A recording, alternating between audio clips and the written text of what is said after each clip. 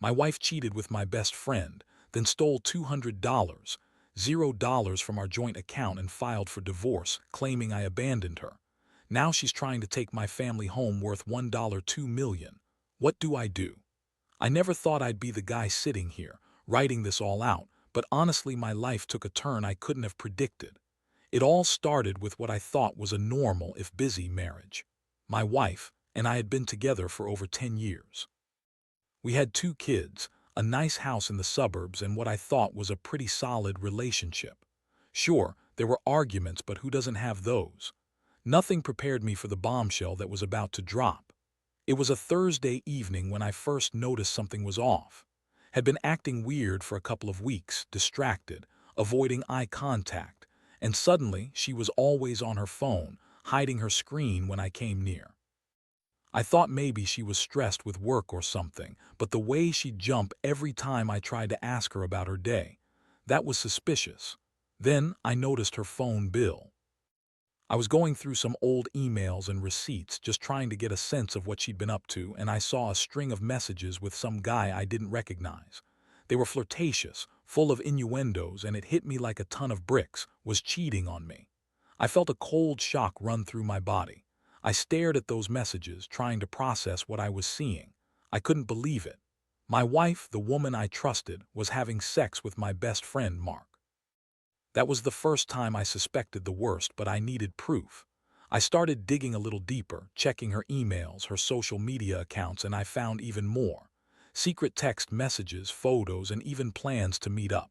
It wasn't just a one-time thing, it had been going on for months. What made it worse was the timing.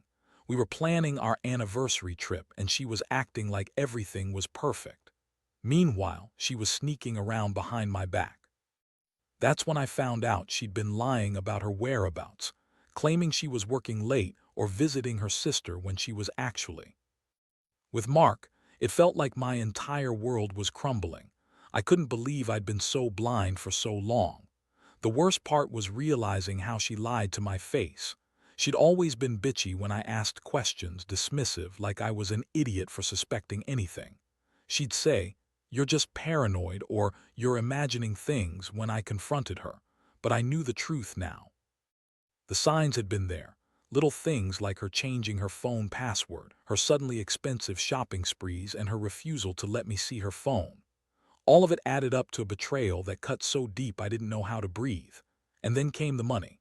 I found out she'd been siphoning off money from our joint account, about $200, $0 over the past few months. I couldn't believe it. We had plans to buy a new car, maybe invest in some property, and she just took it.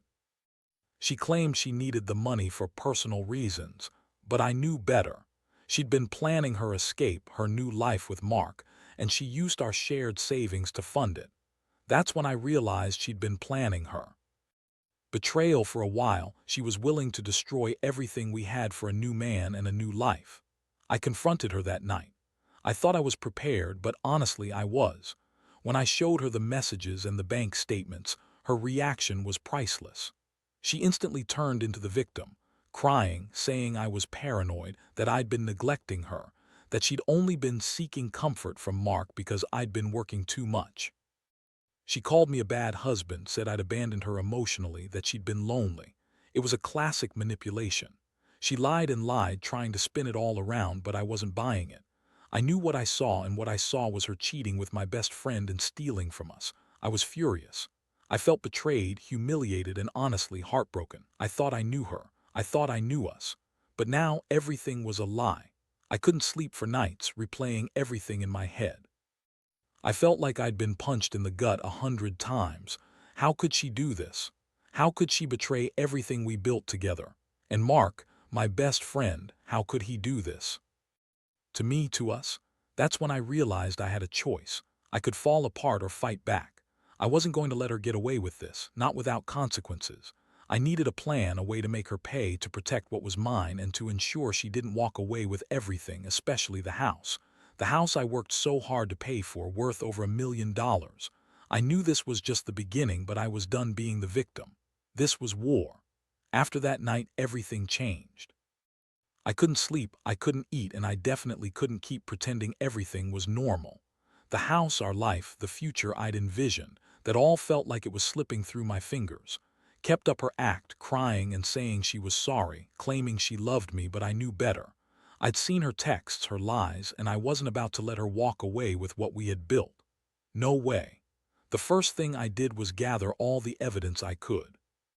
I printed out her messages, downloaded her bank statements, and kept detailed notes of everything she'd done. I wanted to be ready for whatever legal battle was coming, and I knew she'd try to spin it in her favor.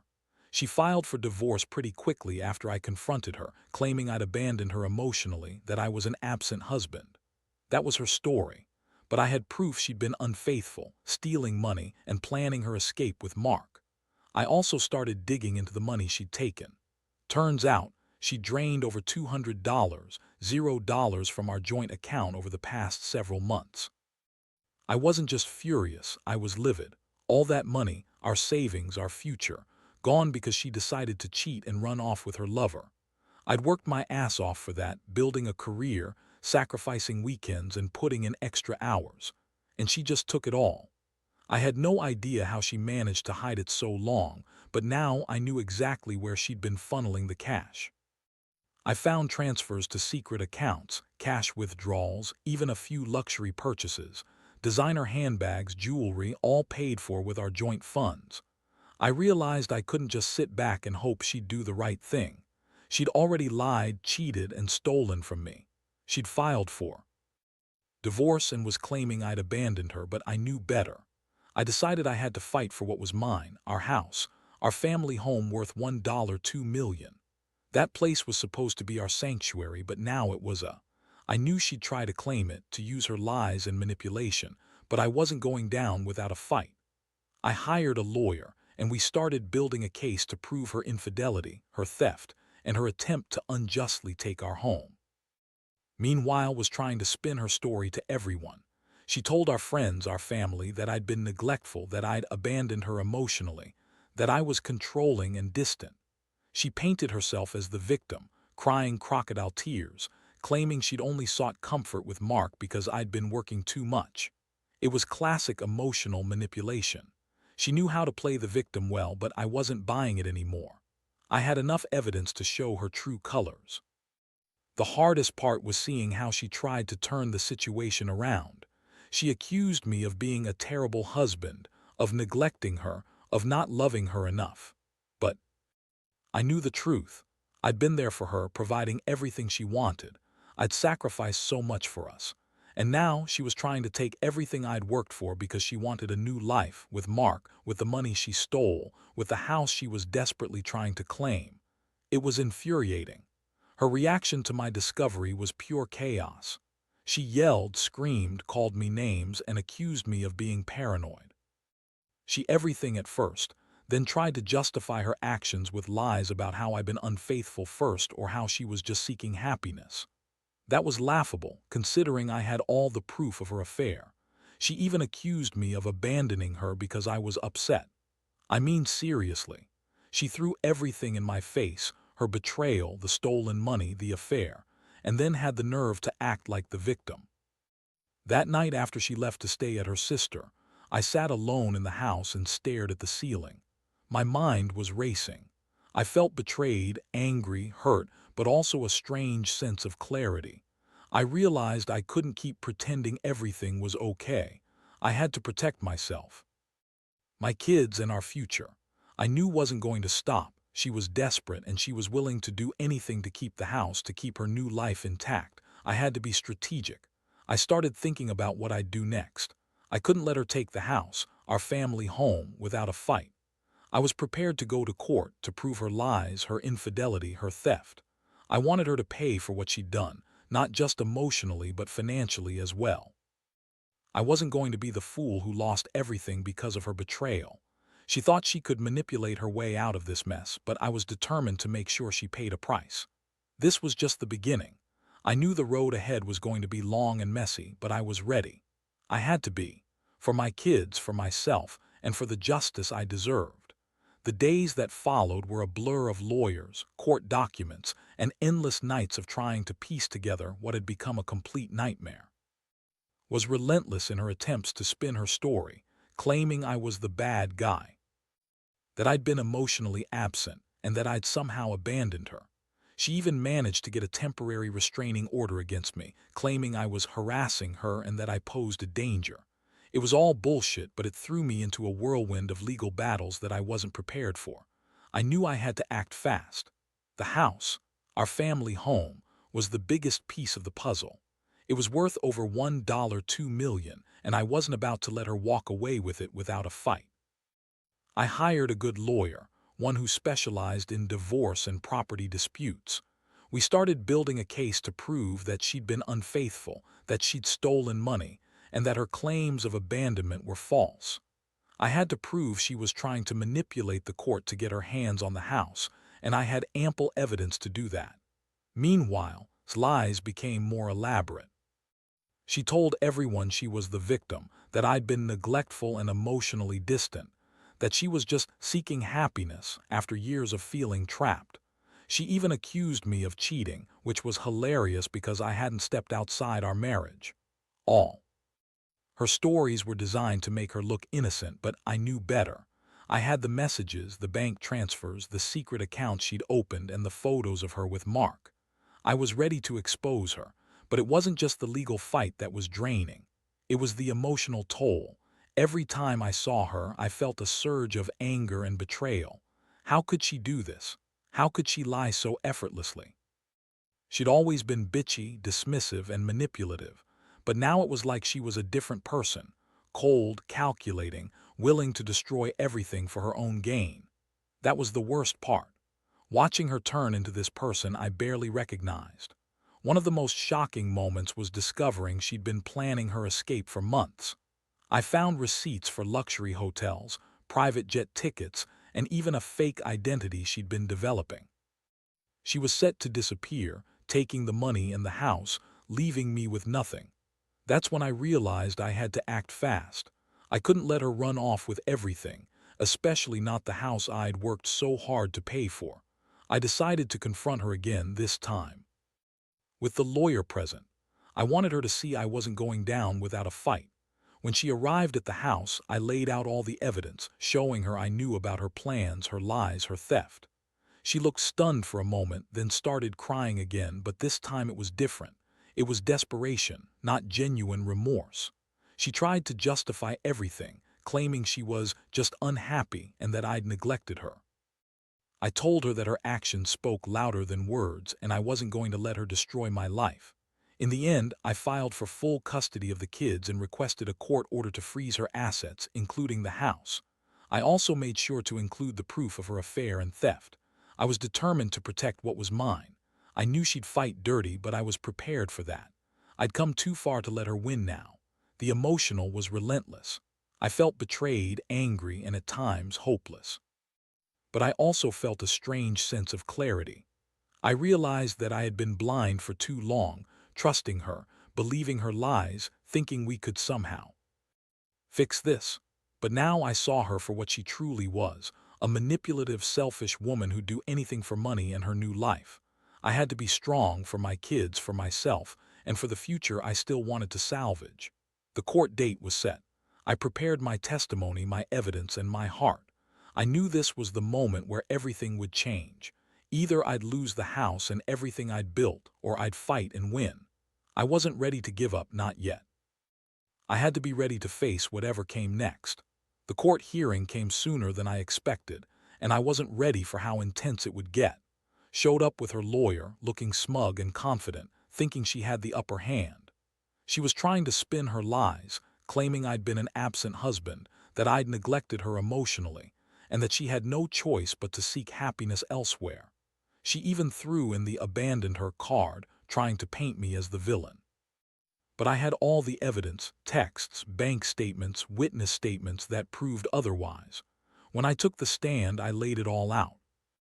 Clearly and calmly. I showed the court her messages with Mark, the receipts for the stolen money, and the plans she'd made to flee the country. I explained how she'd drained our joint account, how she'd been cheating on me with my best friend, and how she was trying to manipulate the system to walk away with our house.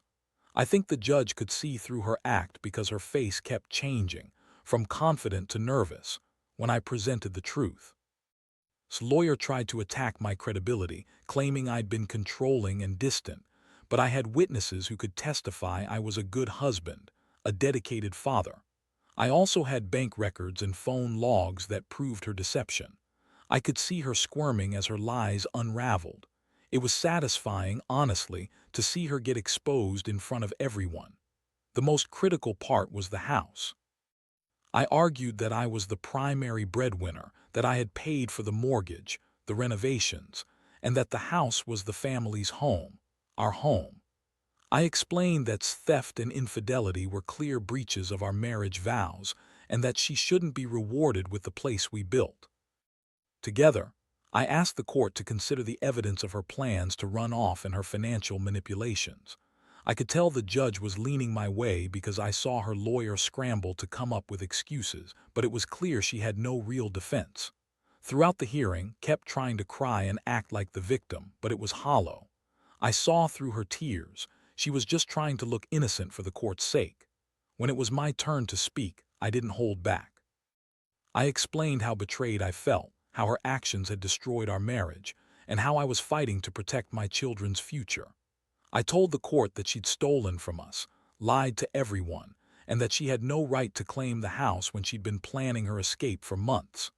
In the end, the judge made a ruling in my favor. She ordered to return the stolen funds, her claim to the house, and granted me full custody of the kids. The house was awarded to me as the primary residence and was ordered to pay back the money she took.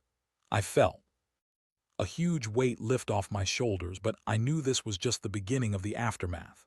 After the court session was furious.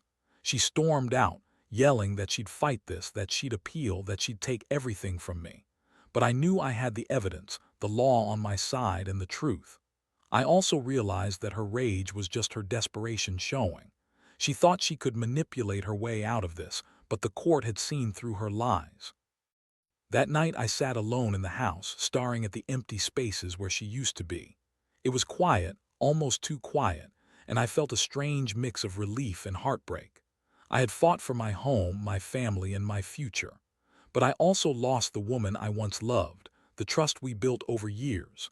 I knew she'd try to come back, to manipulate, to spin her story, but I wasn't going to let her.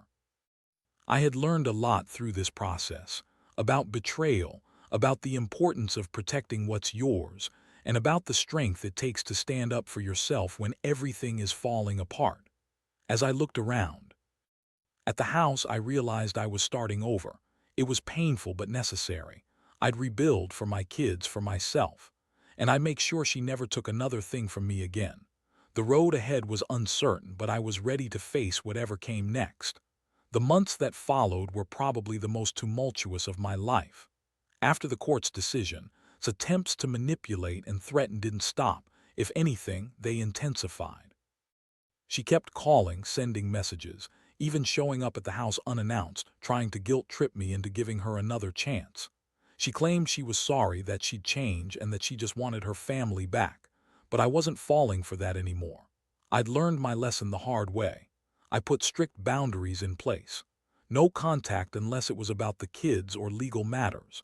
I hired a security team to keep the house safe, just in case she decided to escalate her tactics. I also worked with my lawyer to ensure she couldn't start any new legal maneuvers, like filing for custody or claiming more of the house, without going through the proper channels. I knew her pattern.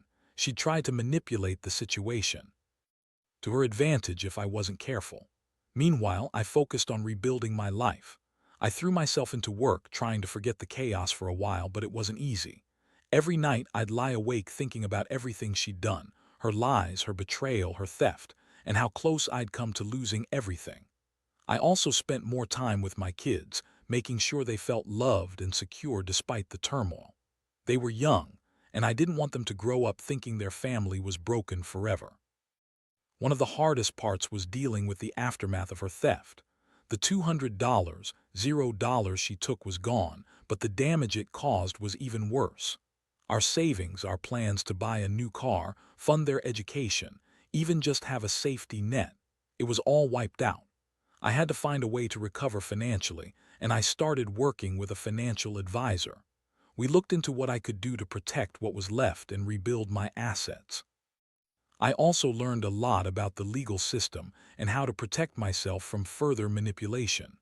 I made sure all the legal documents were airtight, and I kept detailed records of everything: calls, texts, financial transactions, so she couldn't pull any more tricks. I was determined not to let her use her lies to take even more from me or the kids. The thing that surprised me most was how she kept trying to re-enter my life. She'd show up at the house with tears, claiming she'd changed, begging me to forgive her. But I knew better. I saw through her crocodile tears. She was still the same manipulative person, just trying to worm her way back in because she realized she had no other options. I had to stay firm, for my own sanity and for my children's stability. I also started to rebuild my confidence. I had to remind myself that I was a good man, despite everything, and that I deserved better. I sought therapy to process all the betrayal and pain. It helped me understand that I wasn't at fault, that her actions were about her own issues, not mine. I learned to set boundaries, to trust my instincts, and to be cautious about who I let into my life. One of the most eye-opening moments came when I finally sat down and looked at everything I'd been through. It was a brutal realization that someone I loved and trusted could betray me so completely. But it also made me stronger. I promised myself that I'd never let anyone manipulate or hurt me like that again. I learned the importance of protecting what's mine: my family, my home, my peace of mind. Now I'm in a better place. The house is quiet, but it's peaceful. My kids are happy and safe, and I'm slowly rebuilding what was lost, both financially and emotionally.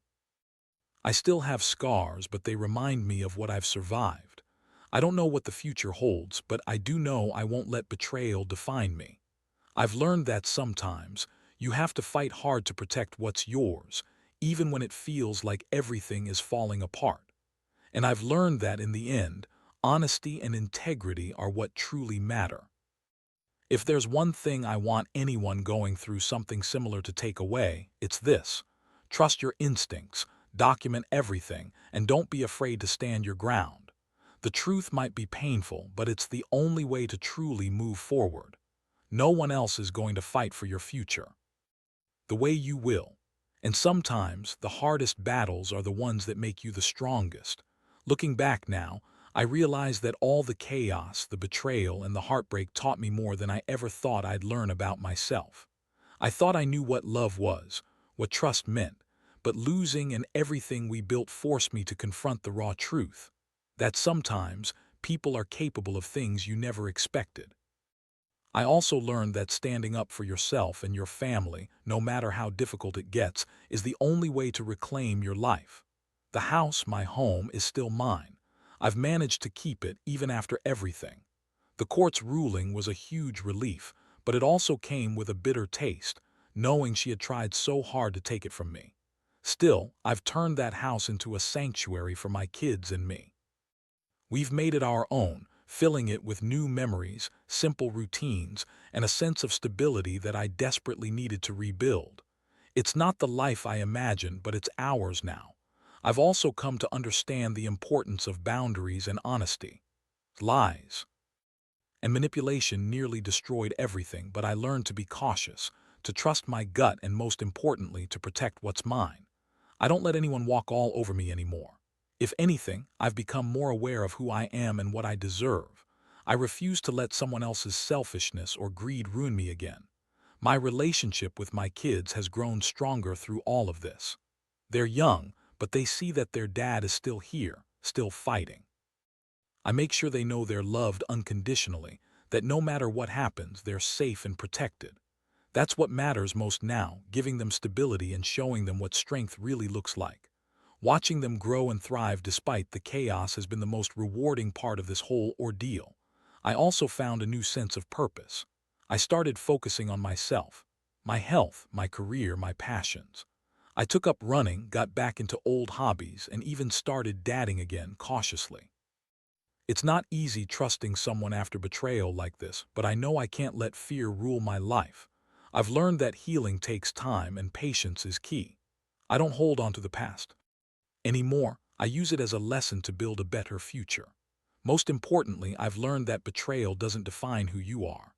It hurts, it devastates, but it also reveals who's really in your corner and who is. I'm proud of how far I've come, and I know I'll be okay. I've become more resilient, more cautious, but also more hopeful. Because after all the darkness, I see the possibility of light, of a new beginning, built on honesty, strength, and the knowledge that I can survive anything. So to anyone going through something similar, trust yourself. Stand your ground, protect what's yours, and remember, even in the worst storms, there's a chance for renewal. Sometimes the only way forward is through the pain, but that pain can become the foundation for something stronger, something truly yours. And in the end, that's what matters most.